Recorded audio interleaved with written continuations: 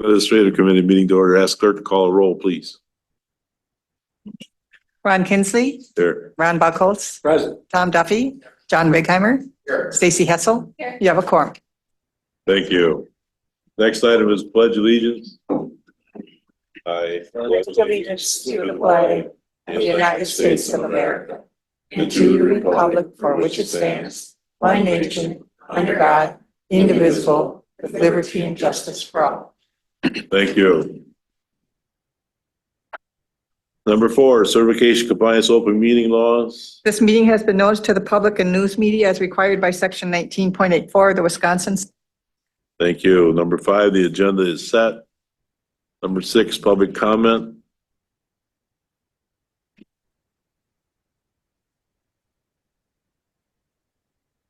Linda Zilmer, Edgewater property owner, Village of Birchwood resident. You guys are all going to want to thank Mr. Markren for spending time sitting down with me because I think it knocked off most of my public comments about the previous audits and some accounting and budget information. I wanted to start backwards in that listening to the conversation about serving seniors here in Sawyer County. I don't know how many of you remember, but back in January of 2024, UW Extension made a presentation to the Sawyer County unit of Wisconsin Towns Association, and some of that same material came across to this board as part of the housing study. But it showed property ownership, it showed demographics as far as aging, and we already have a high aging population, and barring some weird thing, that's going to only continue to increase. I think Mr. Alvarado mentioned that there are only 4 or 5 counties where they don't have a county ADRC or a multi-county ADRC. And I really think that that is something that Sawyer County needs to pursue, because what has been happening is not serving our seniors, and it does not give any accountability. And I don't think you can point any fingers at anyone else other than the county board. And maybe Supervisor Hessel can take a look at the other counties in the district she serves in her different capacity. But if you look at just what Barron County and Washburn County does for their seniors and for their youth, I think that's a discussion worth having, and see what their services are provided and how well their seniors are served. I wanted to jump backwards from that to, it kind of plays into this whole thing about how the county is acting as an entity for the purposes of itself versus serving citizens or cooperating with towns. So there's been a movement by towns where they feel that they need to have a sit down with the county to get that back in balance. There's been a lot of disrespect of citizens with concerns, and whether it's zoning matters like what had happened at the last zoning hearing, and a lot of it's process related. I don't think it's even intentional. It's just that people are not being well served. And I just attended Edgewater's town board meeting, and I hear a citizens group is forming separate from the town board action and separate from the previous discussions with our emergency services to address the county. And maybe if I'm wrong, Mr. Alvarado can correct me, but he's having a sit down with a citizens group that's forming on ambulance service. Tying into the ambulance service reports that you just saw, some of the discrepancies, I think it can be discrepancies in between dispatch calls or dispatch calls and services has to do with other ambulance services taking on Sawyer County calls. Attended Sand Lake's board meeting, and I've mentioned before the situation with the slow response time for Ojibwa. The town chairman's sister-in-law, I believe, needed to have an ambulance service, and an ambulance call, and I believe it was 1 hour and 20 minutes. So part of this budget discussion also has to do with operations. And I thank you for extending me time, but the last thing I want to request is either an agenda item on the full county board meeting for next Thursday or next Friday zoning committee to consider a provision of your zoning ordinance statutes that would allow for a reconsideration of the conditional use permit that was issued for a commercial operation in Sand Lake. Those folks should not have to pay the $750 to file an appeal. A reconsideration does not penalize the applicant, and it allows for a fair process, and it's far less adversarial. Thank you. Thank you. Is anybody online? Number 7, approve the minutes of the previous meeting. I'll second. Motion by Mr. Duffy, second by Ms. Hassel to approve as presented. Any discussion? Hearing none, all in favor of the motion? Aye. Opposed? Motion carries. Thank you. Number 8, Veterans Service Department, Mr. Gary Elliott. Hi, good morning. Good morning. So for August, we had 488 phone calls, 717 letters, emails, and faxes, and 207 office visits. We had submitted up to 153 disability claims to date and received retroactive payment of a little over $250,000 for claims decided in the veterans' favor. Our office co-managed and hosted 3 individual and 2 group counseling sessions with the La Crosse Vet Center. And for outreach, we've attended, in August, we attended the LCO Aging and Disability Services Medicare and Health Information Outreach event, where we made contact with several veterans. And then we're keeping up with our coffee and conversation every first Wednesday of the month. And that continues to go well. We asked, at the end of the meeting, we asked what they want to hear about next. So whatever that subject is, that's what we bring up the following month. So it's a pretty good gathering of people. We've got some that show up regularly, and there's more coming into the group. So as word comes out. So, and then social media and Facebook, we've got last month 9 new page followers. We've got 145 total, and we're reaching average post reaches 844 individuals. So Perpetual Care of Graves ended effective September 1st. It was closed.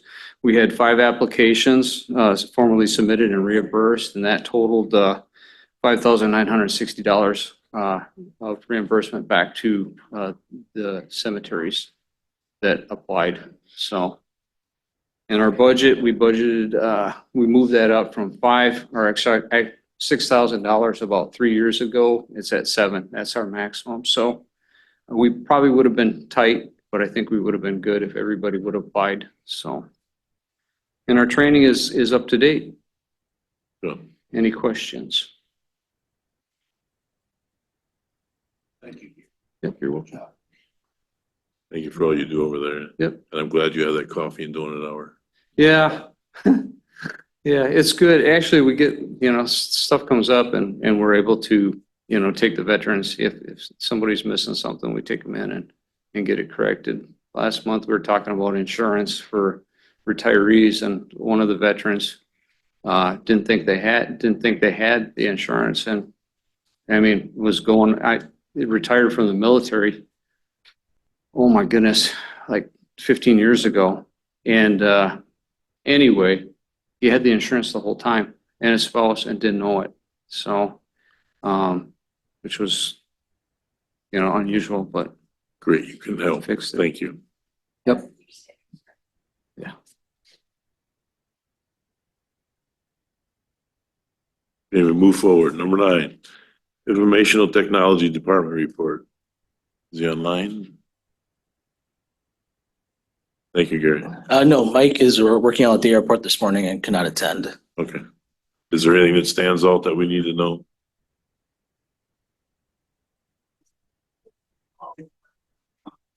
Okay.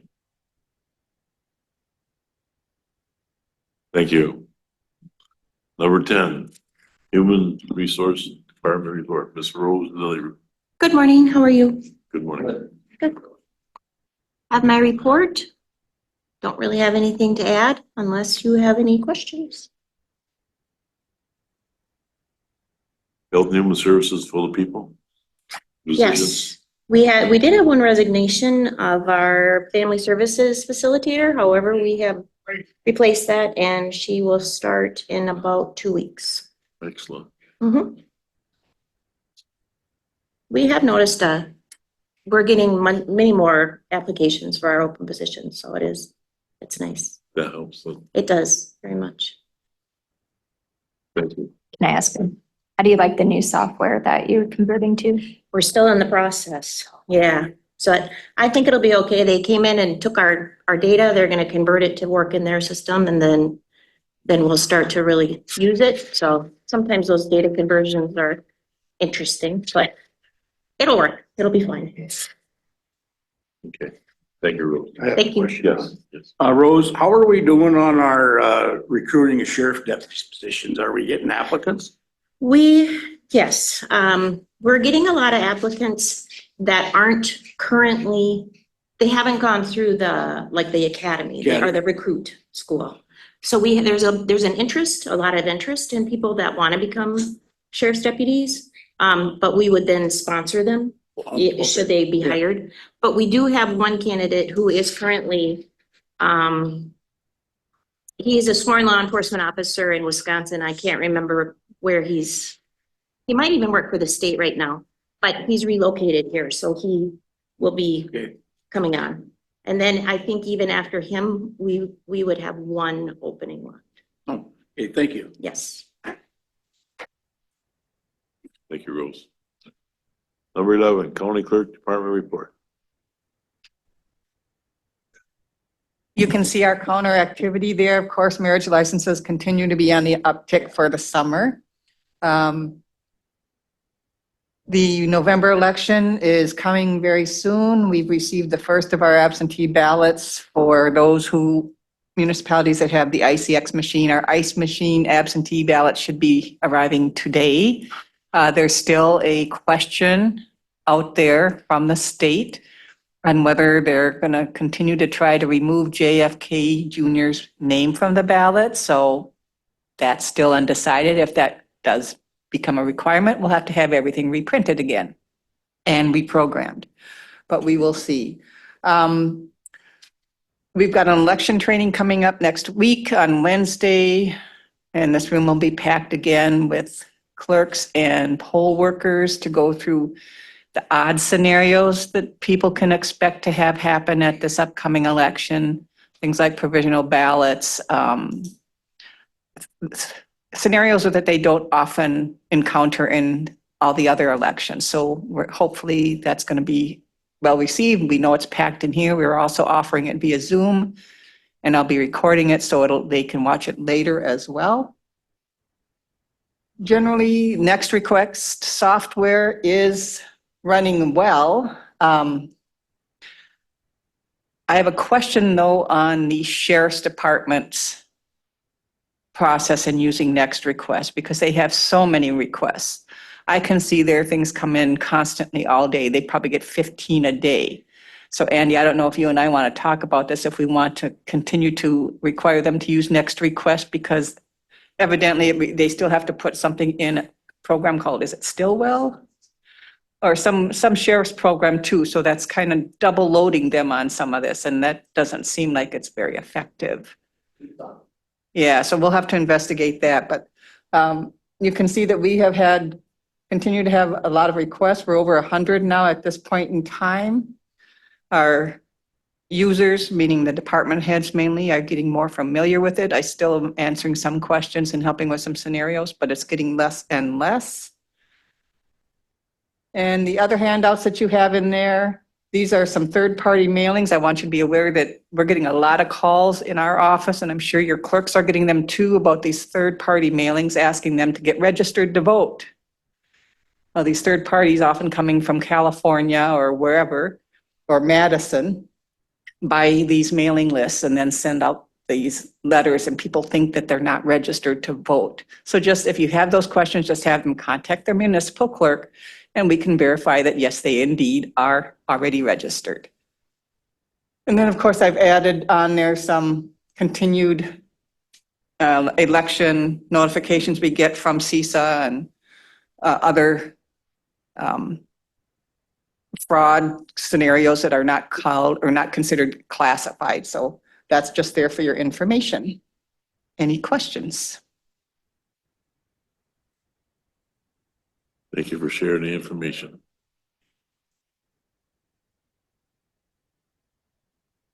You want to go on? Yes. Just wanted to fill in one thing for the county clerk report that was on last month's agenda. We had drafted a resolution regarding disorderly conduct against municipal election workers, a resolution to adopt an ordinance to establish that. After further review by legal, they've suggested not pursuing that as the state adopted legislation this last session that goes into effect next year that would supersede our, it's legislation that protects election workers. Doesn't go into effect until next year and would supersede ours if we were to adopt something now. So we're not bringing that back to the committee. Want to touch on record requests? I think she did that. Yep, I did that one. Number 12, absentee ballot process. I don't know if. So there was a discussion initiated about the absentee ballot process. Right now, well, it's a responsibility of the municipal clerks to take requests for absentee ballots and send them out. That can be, we're finding not always efficient. Our municipal clerks, well, one, Lynn would tell you that there's a fair amount of turnover there for, the responsibilities become more complex. So the discussion was about, is that something the county could take over? And just all absentee ballot requests come in and then we send them out to make sure that the process is efficient. Lynn got an opinion from the Wisconsin Election Commission. Per statute, it is a responsibility of the municipalities to oversee that or do that process, but there's nothing there that says that the county could not do it. But my take is that the town would have to okay that. Like we couldn't just say we're going to do it. But we could offer that service to them as part of the MOU that Lynn has with the towns for election, or all municipalities for election administration. And then we would take that on. But that's, I guess, I'm summarizing the conversation we had. Any blanks there or? No, I think that was good. I would just add that I think it's hopefully a process that continually gets better. I like you said, Andy, that it could be a service offered to the towns. I would hope that most of them would take the county up on that, to at least, I think, if I understand it correctly, if they did, at least the first process of the absentee ballot has a higher likelihood of being done accurately, and that is getting the ballot out correctly to those that request it. And is that that's where it stops and ends at this point though, right? I would like to see even further. That's getting it in, that's getting it out. Now, when you send back in, I think there's potential errors that can happen receiving those. And I don't want to throw town clerks under the bus, but there is turnover there. These are very small towns in many cases. It's a part-time job. That matched against a lot of changes that continually happen. But I think it's just my analogy I use is, if this is an assembly line, it's just ripe for errors to take place.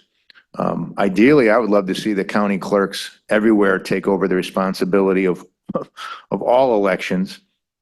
But I know one thing we talked about possibly returning them is if we had drop boxes at each of the town halls, as well as here, and then try to figure out a better way of how we receive those. And I do understand that some of this may have to be taken up with the legislature. I'm glad to push that issue, because I just think this is a system that is past its time, especially with the complications and the changes that always happen with absentee voting. That I think the more the county clerks can take it over, I think the better off it is. And last thing, if this is not Sawyer County, but you saw what happened in Douglas County at Summit. I mean, that was not necessarily an absentee. That was a county clerk issue, wasn't it? Okay, so maybe I'll just leave that alone. So.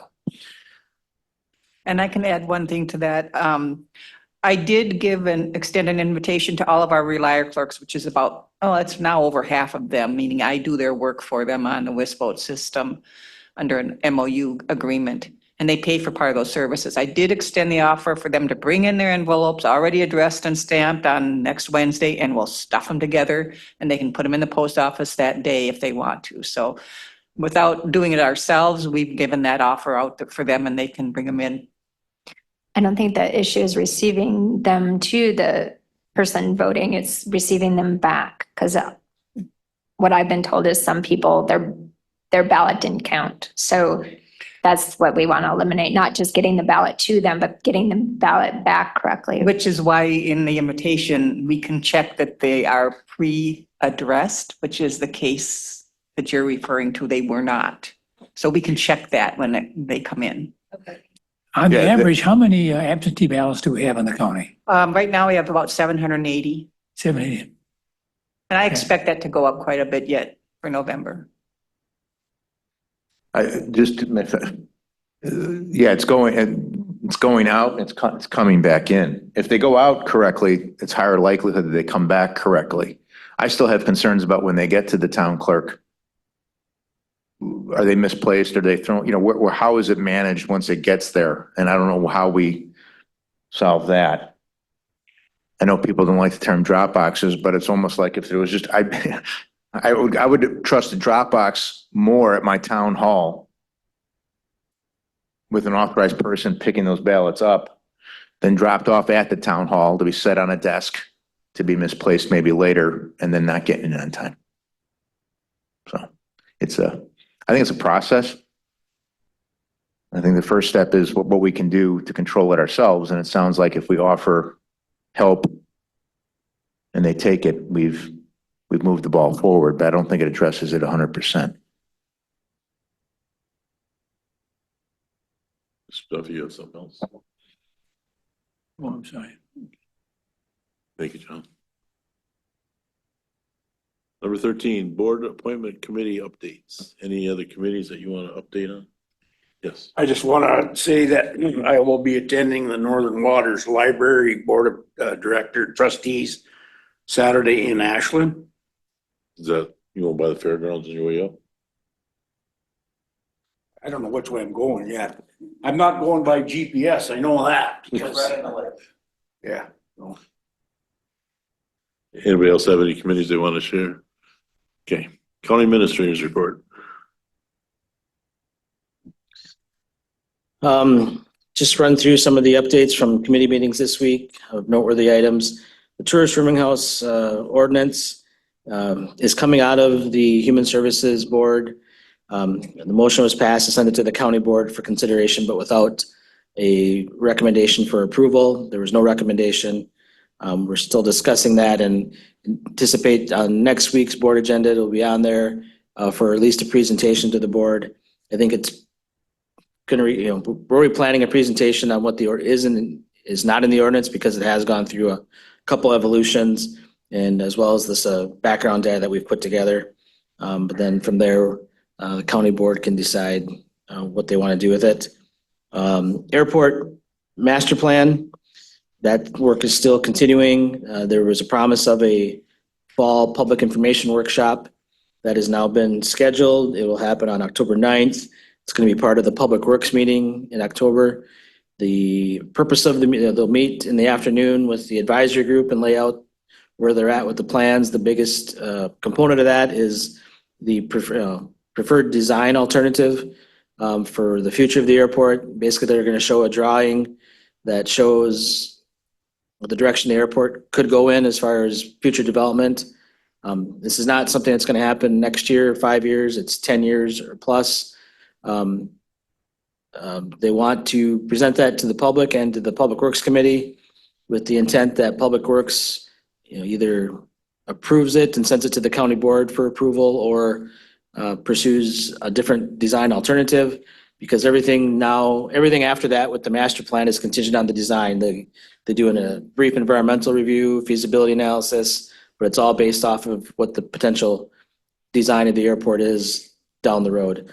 So, like I said, October 9th, part of the Public Works meeting will be a public forum. And then the Public Works Committee could send that to the county board, or they could mull it over till November's meeting and then send it to the board. So anticipate a lot of interest in that meeting. Ambulance, I think Mike at Finance said everybody was here to listen to the things with the budget and financials. So we're making some progress on just getting a little bit better financial picture on a year-to-year basis now. We have had just a few issues to deal with within the ambulance service as far as some personnel items. Just trying to improve that. And I think those have run its course.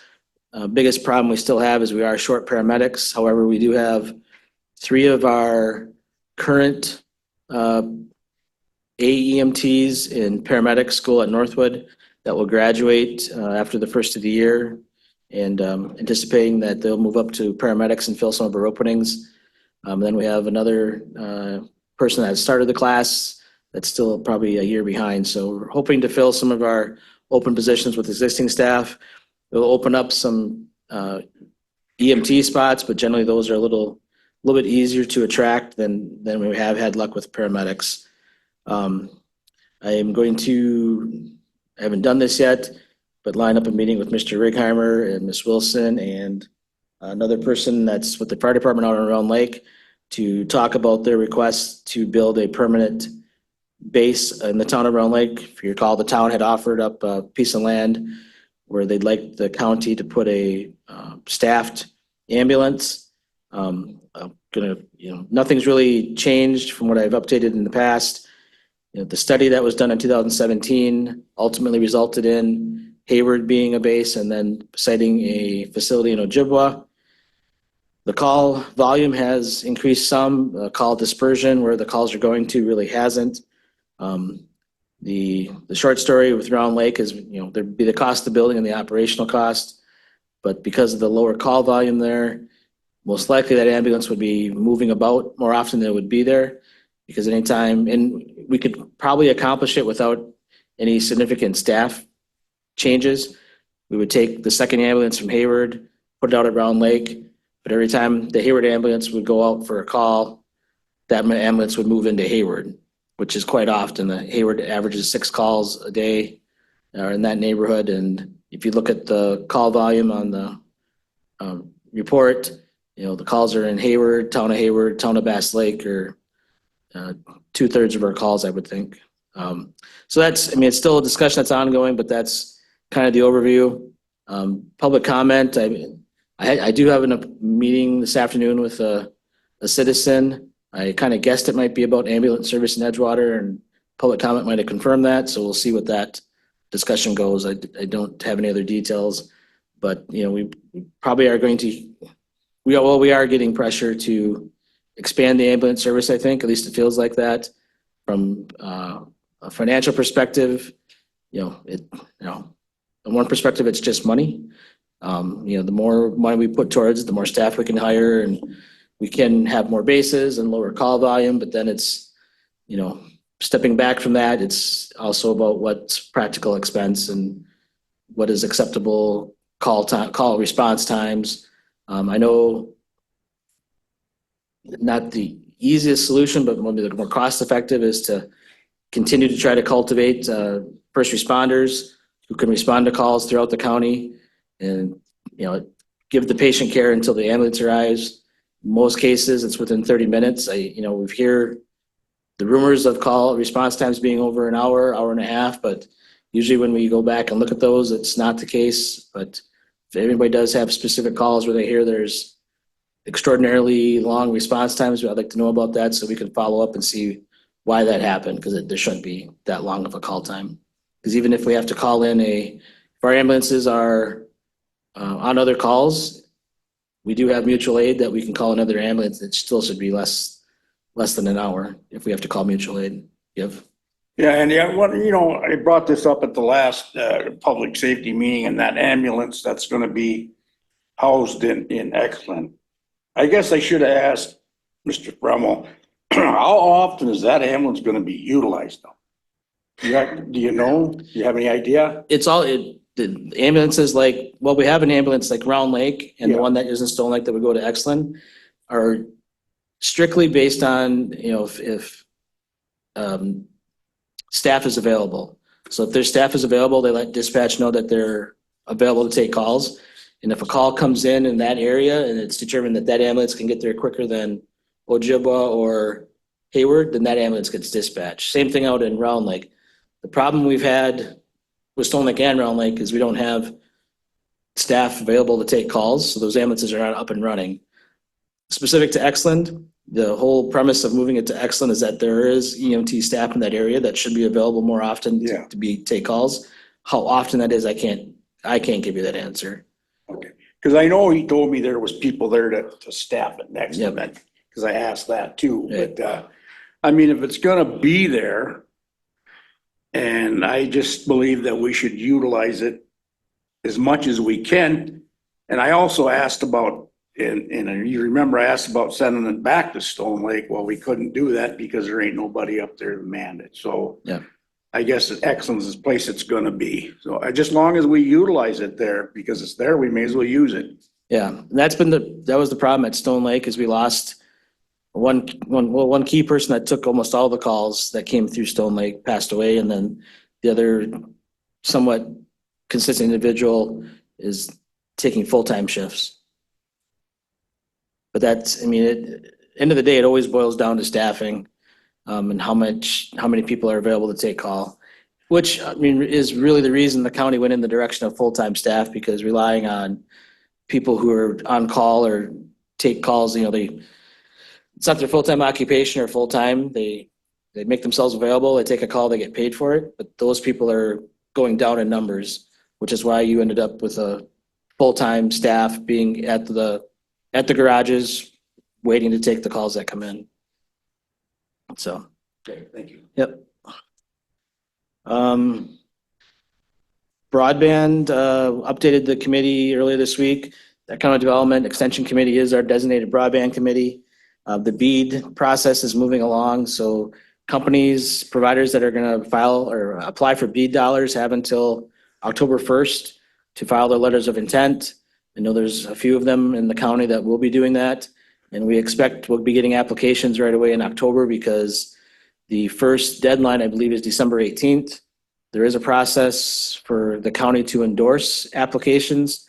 They have to present them to us, to our committee, it has to go to the county board. So I've given timelines for October and November's meeting to the providers. And I know there's one application that's ready to come in October that the committee will hear, and they can send that on to the county board for an endorsement, because the applicant gets points when they're scored at the state level for awarding of BEAD funds. Do you have any questions before you leave that you want to? All right. Thanks. Yeah, thanks, Stacy. So I've talked to a couple of the providers. I know they're working. I have another, one of the other providers just got a hold of me this week, asking about the timeline, and they're still considering it. But I expect at least 3 providers, probably 4, that will be filing applications for BEAD dollars to continue their rollout of fiber throughout the county. CJCC, things are, I think, going well there. We're getting good engagement with the CJCC members. You've heard the pretrial diversion and treatment court updates. Now and those are ongoing. Case rolls are full. There's a waiting list for diversion. Treatment court is full. The application that went in for next year's funding asked for more dollars in order to take on larger additional, for Justice Point to staff up to take on more cases. The transition, though, is happening to looking at other things. So there's been more talk at CJCC about youth issues, youth justice, because we have seen a uptick in that. And I wouldn't say we've seen an uptick necessarily, is that we are doing the things we should have been doing as far as addressing youth issues. Yep. Sorry. So I just wanted to quickly go back to the endorsement. So we endorse a company, and that's value to them because that helps them apply for BEAD dollars. They can get up to 7 points on their application. I Okay. think there's a maximum of 100 points they can get. So our benefit of giving an endorsement is hopefully choosing the right one who then gets more dollars, which then more likely Right. satisfies our need. Yeah, and at this point, based on the conversations I've had, we can endorse all of them. I mean, Oh. They need to tell us, who they are, where the geography of the project is, how many service locations will be served, and that type of thing. At this point, at least the projects, the companies I've talked to, there is no overlap with anybody. Like, there's not, Oh, okay. So it's not like we're choosing, right, it's not like one endorsement. right. Okay. Now, and I guess I'll share that with the committee. They have an endorsement guide, like how the process should work. They do say if you endorse all of them, then your endorsements aren't of really any value, because you're just giving everybody the same amount of points. But I think the good thing is that if there was overlap, that'd be like, if two companies were trying to apply for the same service location, then the endorsing vote probably isn't of as much value. But given that they're separated, I think it'll be. Does that still dilute the BEAD money they'll get because if we endorse all of them, or no, because they're not overlapping? Well, it does dilute it some, but it would definitely dilute it if they're overlapping. Because you're not, you want somebody to get funded for this area. Oh, okay. Yep. Understood. Yep. And I should say at this point, the people I've talked to are all kind of the ones we've already partnered with in other applications. CC then, Human Services has gotten preliminary, we don't have the money, but they are getting at least $100,000 grant for youth diversion. We really didn't talk about it with the budget presentation, but Human Services is increasing their budget. And one of the biggest increases is because of out-of-county youth placements. That's not something we really, we've had a lot of adult out-of-county placements that are expensive. Those have stabilized, I would say. But this year we had, I think we're at $600,000 of costs for out-of-county youth being placed in out-of-county facilities, Lincoln Hills, rehabilitation centers, and we anticipate that's probably going to continue on. So the diversion or dollars, starting up a youth diversion program is going to be good to help those problems on the front end before they are sent away to facilities. Hopefully we can control that cost by having some upfront work done with youth in the community. And then the other component of that is addressing truancy. We think that's, and this is, I say we, CJCC thinks that's probably been not well approached well, and not really addressed, kind of swept under the rug, I'll say. So they're looking at partnering up with the schools and having a little bit better truancy processing, because that, again, usually is an indicator of other problems if they're truant from school.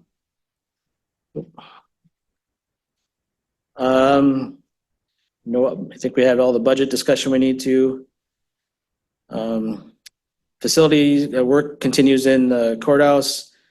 DA's office is complete. They're working on a bedroom at the ambulance garage this week. So I think we're just continue to check off those projects. The exterior painting of the building is complete. That's turned out nice. Public safety radio network. We've asked Bug Tussle for additional information after last week's meeting. At this point, have not received anything. And also, we went back to PMA, who you saw the financial analysis from last week, and they, at this point, no, I shouldn't say at this point, they have declined to do any additional credit analysis. So we're just going to pull together as much information as we can to have ready for the board meeting next week.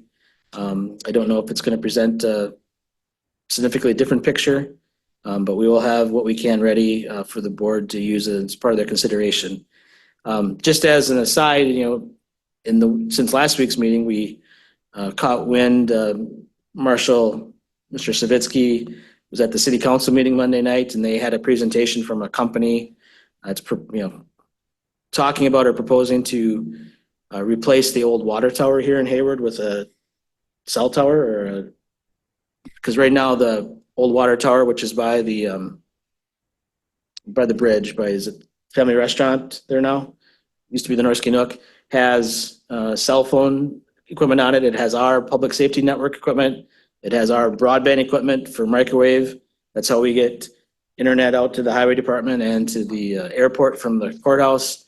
So that was news to us, but that just shows like how always in transition these things are. If the private company comes in and puts up a tower, we don't know if we'll be able to use that tower, if we're going to have to pay to lease it. Right now, we don't pay anything to have our equipment on the water tower. So we've reached out to the private entity as well as the city to say, let's compare notes here and see what you guys are looking at, and see what, here's what we're doing, and try to work together moving ahead. I believe the water tower is not safe. It's old. It's full of lead is what I've heard. It's time for the water tower to come down. And I guess the other thing we've asked, or nobody knows this answer yet, but if you can't use, I think the old water tower was an opportunity. It was there. It's got got height, let's put stuff on it.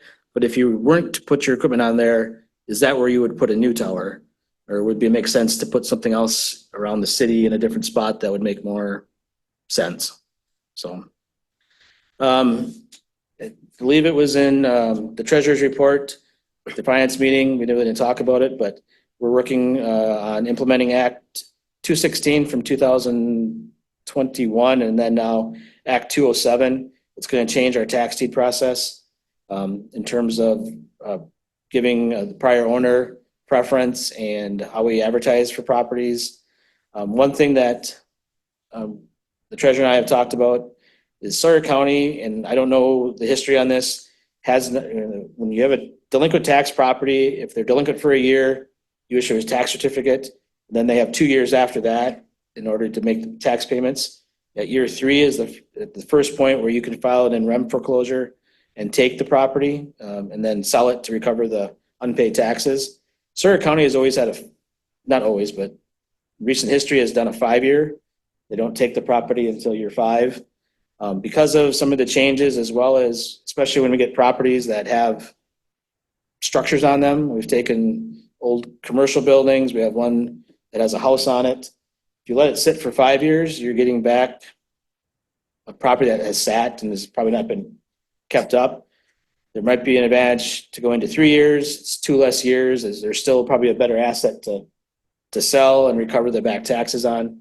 So that's probably when we come back to the Land Water Committee with the changes for Act 207, that's one proposal I think we'll include, is to go to the 3-year time frame just to get these properties addressed and get it back on the market in a taxable property.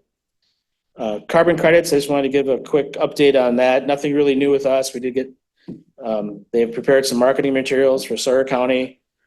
So they're getting the credits certified and already started the process of marketing those credits. Sign of good news, though, is that Bayfield County, who was a year ahead of us in signing on for the carbon credits, has put money into the county coffers. They've had multiple sales of their credits. The first couple covered administration costs. They recently had a sale where I believe they netted $175,000 from. So that's just a good sign that there is a market for these credits, and another county that's ahead of us did see some positive impact. Environmental sites, these came up about 9 months, a year ago. The DNR reached out through our zoning conservation office about 2 environmental sites, 2 contaminated sites in the county. One is in the village of Winter. It's the Amoco Ackley site that the county took on tax deed back in early 2000s. We researched the site. It's never been closed out. The county did do a site assessment on it in 2007 and 2008 that confirmed contamination. It was an old, I believe, bulk plant site along the rail line.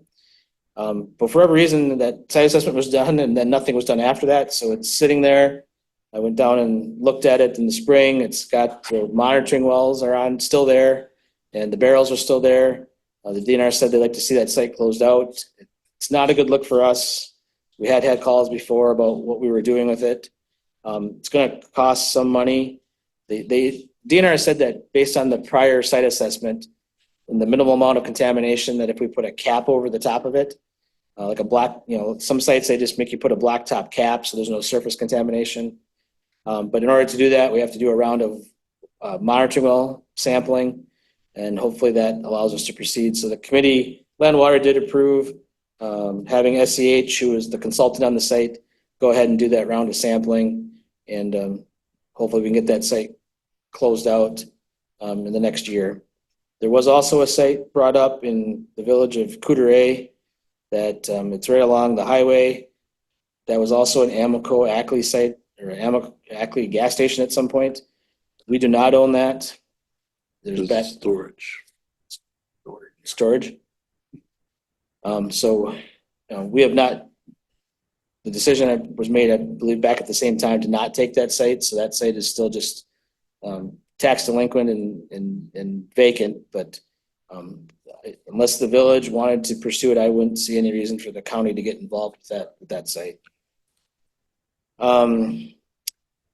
jurisdictional issues. So coming for next month's agenda, there's been a request from the Economic Development Committee to talk about the jurisdictional issues with LCO regarding roads within the reservation boundaries, specific to the LCO controlling the opening and closing of the ATV trails and the road ban issue.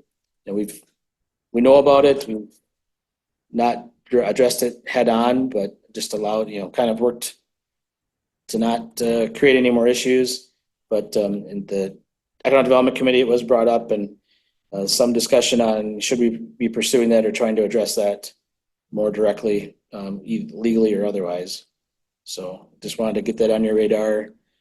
My recommendation was that that's what the committee wants to go. It should probably come to the administrative committee because it's probably going to be a legal entanglement at some point.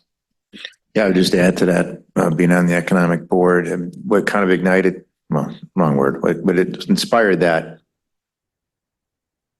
was that the businesses, they read off some, the ATV Alliance read off some statistics of the increase of usage with the opening of the roads, and that the businesses that are tied to the county roads that run through the LCO are going down. And so they didn't have like numbers beyond that, but it just inspired from an economic development standpoint, that we have businesses in the county that are being hurt because we have closed down our own roads. And so the question is, why would we close down our own roads? And then it leads to the issue with the LCO. And it seemed to me on that board that I would like to get along to go along too. But the issue of fairness just doesn't seem to be addressed. I mean, these are our roads and these are our businesses. And I think we need to have at least a discussion about it.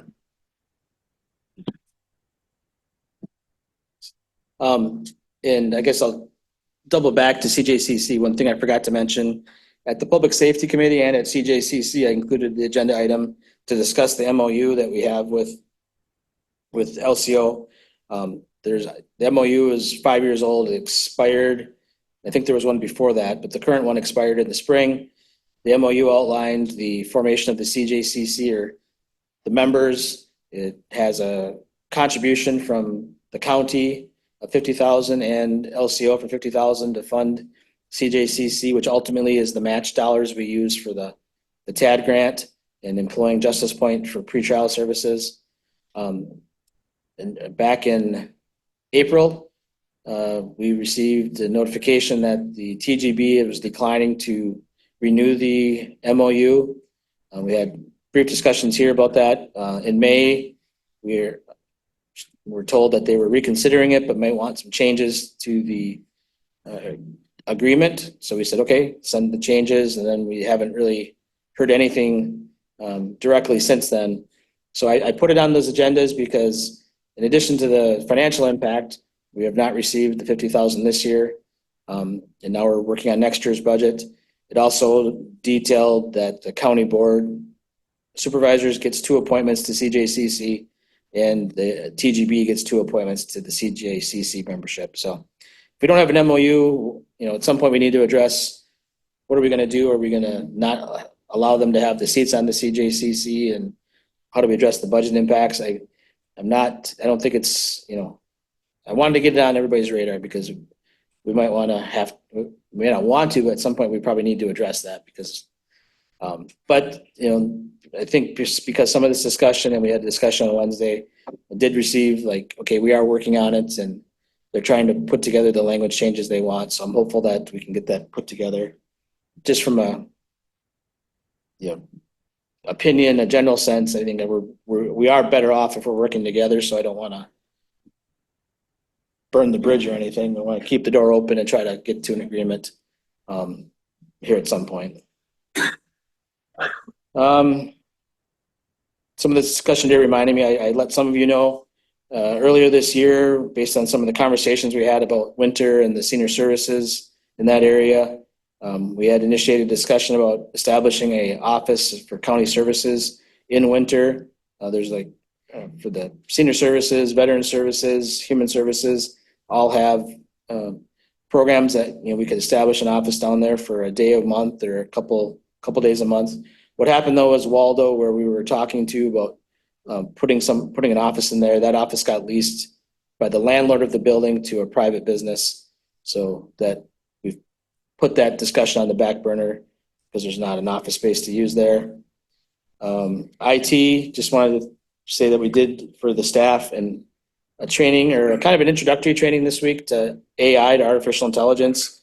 If you read your WCA magazine, you've seen some articles in there about AI and how it's going to be impacting the private sector. It's going to impact public sector. There are applications coming where AI could be beneficial. So we're just trying to get everybody up to speed.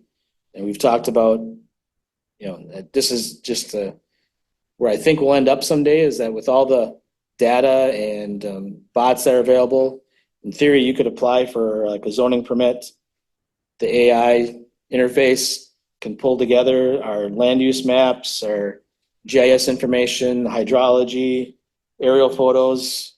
You input your permit data and it issues you a permit because all that data is available for the bot to use. So I think that's the long-term view. In the short term, it's maybe customer service, or you go onto the website and type in your question and AI can produce some response to help guide you for county services. So thought that was interesting. I think a lot of the presenter maybe he was very good, but probably talking to an audience of people who have a little bit of understanding of AI.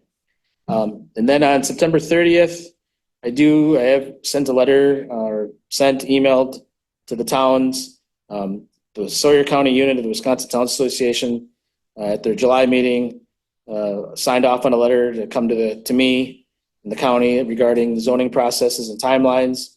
So I've sent a letter to the town chairs asking to have a meeting on September 30th to meet with them to discuss that. I've told them in the letter that zoning will be the priority to discuss, hear their concerns and discuss how to improve it.